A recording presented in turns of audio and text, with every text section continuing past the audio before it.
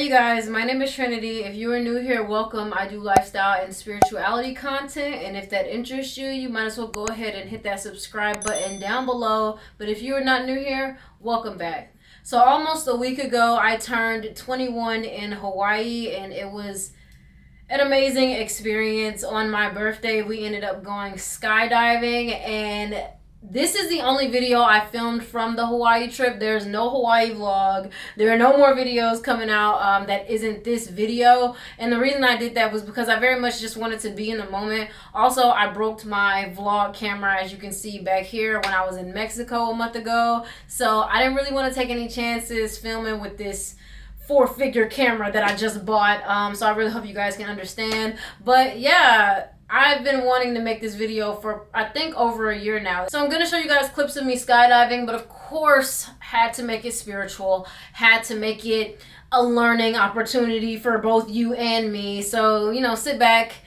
and get ready, because we're gonna talk about it all. First thing I wanted to mention is I've always wanted to try skydiving because it's been something that I both do and don't want to do for a very long time. When I was like 12 or 13, I made this list. It's called A List of Things to Do Before the World Ends, and it's kind of like my before I die list, or my bucket list, as some people might call it, but I like my name for it a lot better. However, skydiving was the third thing I wrote on there, and I made a promise with myself that anything I wrote on that list could not come off, and I had to do it. So there was some shit on there that I'm just like, really 13-year-old me, or I just had to write that down. But eventually I'll get to it. But this time we're talking about skydiving. So yeah, I made this list, and I've always had this like love-hate relationship with the idea of me going skydiving. The only negative aspect that I had about it growing up was the fear. Just the fear that surrounded the idea of jumping out of a plane with some stranger attached to your back. Like, huh? Like, that just... You know who don't do that? Of course, like, bringing it up to people, especially people in my family, they be like, hell no, you ain't doing that shit. So it just... The Atlanta jumped out. The Cobb County jumped out when I said that. But yeah, you guys get what I'm saying. It's always been a very fear-based narrative whenever I talked about skydiving. So while that rubbed off on me to an extent, I always knew it was just something that I would have to do. I also had this very strong pull towards skydiving because I knew that if I could jump out of a plane with a nice South African stranger attached to my back, then I can literally do anything. I hope y'all can hear me. It's windy in Hawaii all the time, but it's beautiful. We're about to jump out of a plane. Hell yeah. We're about to go skydiving, and I don't know. I'm excited. I feel like I should be nervous, but like I'm excited, you know? Oh yeah. Like, how do you feel? I'm not even a little bit nervous. I'm just excited because this looks so much fun. It does look fun. Like, we just saw a little video in the back. That shit, it just looks amazing. I think I'm gonna just be in awe the whole time. Yeah, so. Like, it's like when I do stuff, it's like get my knee tattoo. Like, I'd be like, okay, I'm going to get a tattoo. And then it's like me sitting down and I'm like, oh, fuck, I'm getting this tattoo. You know what I'm saying? But yeah. Like, I don't know. I feel like it might feel like that when I get up there. But to be honest, I feel like the second you, like, jump, it's just like release, you know? Yeah. So we're about to do it in probably like less than an hour. But I'm excited. It's also my birthday. It's my 21st birthday. We hit 100K today. Yes, sir. So I wanted to learn a lot about fear and limiting beliefs, mainly because fear is one of the #1 challenges anybody has growing up. I truly did it for myself. Like, I wanted to see what I could, like, how I could push the limits and overcome something that just most people wouldn't be able to. A lot of the self-help books that I've read have truly convinced me to look at the brain as its own entity. So when I picture my brain, I kind of see it as like, you know, having short little arms and short little stubby legs. And like when I'm nervous, its eyes will be like bulging, like like we're nervous, like, you know what I'm saying, like just making like different expressions in regards to the way that I'm feeling. And the reason I look at my brain this way is because a lot of the books I've read, they kind of say things like, you know, train your mind, feed your mind good things, good foods, good thoughts, things like that. People kind of talk about the mind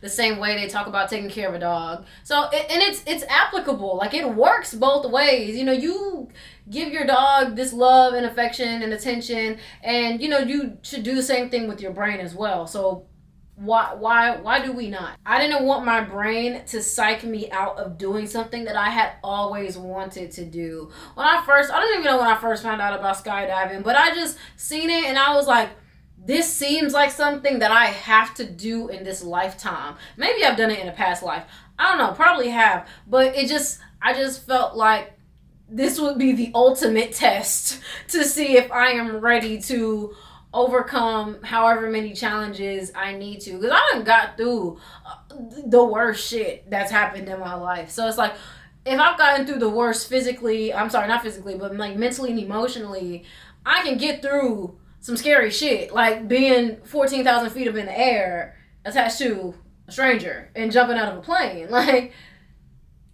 you know? So as we were going up in the plane and getting higher and higher, I remember myself holding my brain back. It felt like I had duct taped my brain's arms and legs together, sat it in a chair, and tied it to a wall. Because I didn't want it to be like, everybody stop, slow down, pump the brakes, hold the fuck. I didn't want it doing all that, you know? Because I was just like, there's nothing possibly that is going to keep me from doing this. And then I jumped.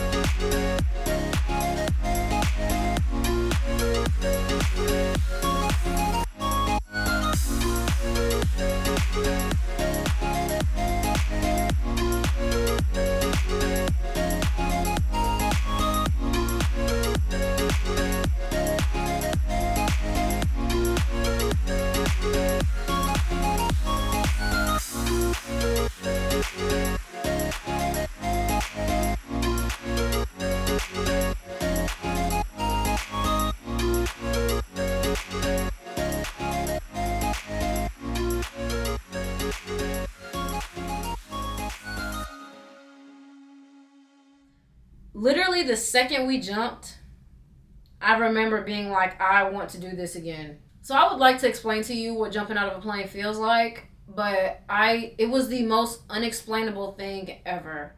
I don't know. It felt like release, after we jumped, I was like, oh my God, I want to do this again, because it was like literally all the fear, all the like stress and the anxiety and the nervousness left my body, and I was just having so much fun. I was like, bro, this is fucking incredible. Like, it didn't feel like I was falling. It didn't feel like I was on a roller coaster. It didn't feel like anything I've ever experienced before. That's why if you, I don't know what indoor skydiving feels like, but I don't know. That's not the same thing. It's not the same. I don't care what y'all say. It's not the same as regular skydiving, because it's just different. I'm not looking at the floor. I'm not looking and seeing my neighbor to my left or my right. Like, I am looking at the sky. I am looking at the ocean, at the land. Like, it was so beautiful, bro. And when we first jumped, I couldn't even really see all that. I was really just seeing like clouds and like blue sky. It was just beautiful. Like, it really, I used to think that as a kid, you could roll down airplane windows and like bottle up some cloud in a mason jar. And like, my inner child, when she was like touching the clouds, it was like, damn, this is dope. And it was on my 21st birthday that I did that. So I was like, what a great way to jump into 21.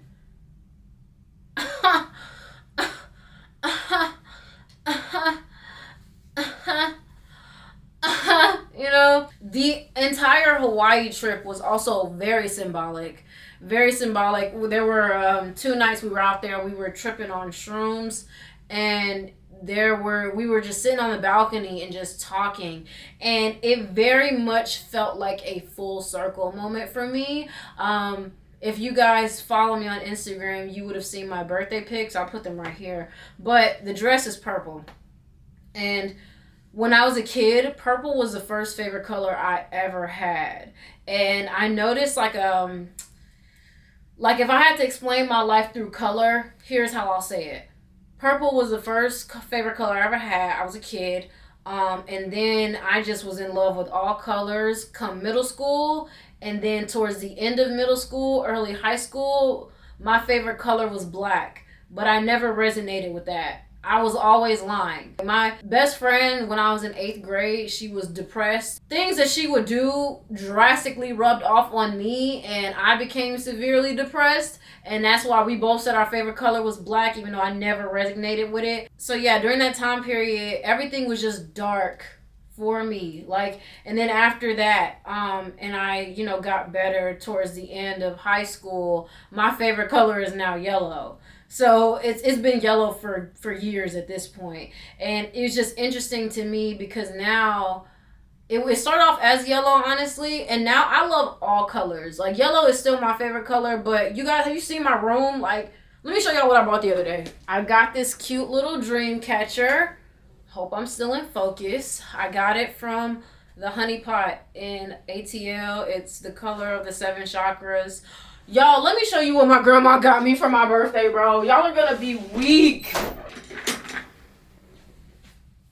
Y'all, look at this.